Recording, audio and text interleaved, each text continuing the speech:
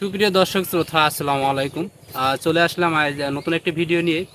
আজ আমি কথা বলবো চারা ঘাস সম্পর্কে। আসলে চারা ঘাসটা এই ঘাসটা কেমন ঘাস, এই ঘাসটার কত লম্বা হয় এবং ঘাসের বীজ কিভাবে সংগ্রহ করবেন। মেন কথা যে কথা বলবো সেটা হচ্ছে চারা ঘাসের বীজ কিভাবে আপনারা সংগ্রহ করবেন এবং সেখান থেকে আপনি বীজ বপন করে আবার নতুনভাবে ঘাস তৈরি করবেন। তো বন্ধুরা, ভিডিওটি ভালো লাগে কন্টিনিউ করেন।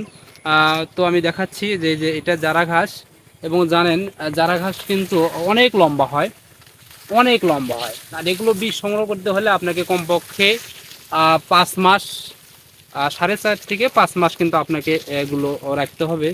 এবং এই ঘাসটা কিন্তু অনেক ভালো এবং লম্বা, অনেক লম্বা, এবং আমরা যে আখ চিনি আখের মতো কিন্তু এই ঘাসটা অনেক মোটা হয় এবং সফট হয়, এবং গরু খুব খাইতে ভালোবাসে, ছাগলেও অনেক খেতে ভালোবাসে, এবং এদের ধারালোও কম।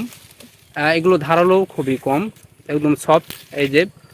আর এই বীজটা কিভাবে সংগ্রহ করবেন, তো এটি দেখতে পাচ্ছেন এই বীজ, এনার বয়স প্রায় 3 মাসের মতো হয়েছে। এটা কিন্তু এখনও অনেক হার্ড রয়েছে, অনেক শক্ত রয়েছে, তার মানে এই বীজটা পরিপূর্ণ হয়নি। এটাকে আপনার বীজ করতে হলে আপনাকে কমপক্ষে আরও 1 থেকে 1.5 মাস অপেক্ষা করতে হবে। আর এই বীজগুলো আপনি অল্পতেই বেশি জমিতে বোনা যায়। যেমন দেখতে পাচ্ছেন এখানে আমি একটা দেখাচ্ছি, এই যে বীজটা, এই যে এই দেখেন, এটা কিন্তু হয়ে গেছে, বাড়তি হয়ে গেছে। এটা কিন্তু একদম বাড়তি। এগুলো কিন্তু আপনি বাড়তি হওয়া মাত্রই কিন্তু আপনি সিজ কাটতে হবে। এই যে আমি যেমন সিজ দেখাচ্ছি, এগুলো কিন্তু আমি একটু আগেই কেটে রেখেছি। বাড়তি হওয়ার পর আপনারা এরকম সিজ কাটবেন, এরকম সিজ কাটবেন এবং বাসায় নিয়ে যেয়ে একটু হালকা রোদে দিবেন।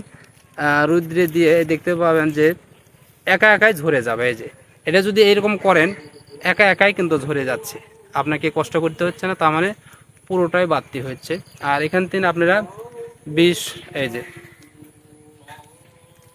সংগ্রহ করে আর সেখান থেকে আপনি বপন করে কিন্তু আপনি লাগাইতে পারবেন। নতুন করে আপনাকে চারা খুঁজতে হবে না।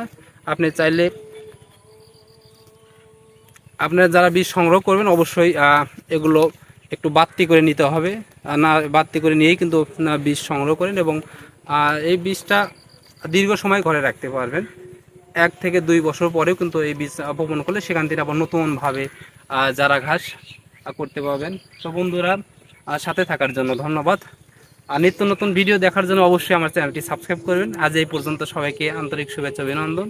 আসসালামু আলাইকুম রহমতুল্লাহি ওয়া বারাকাতুহু।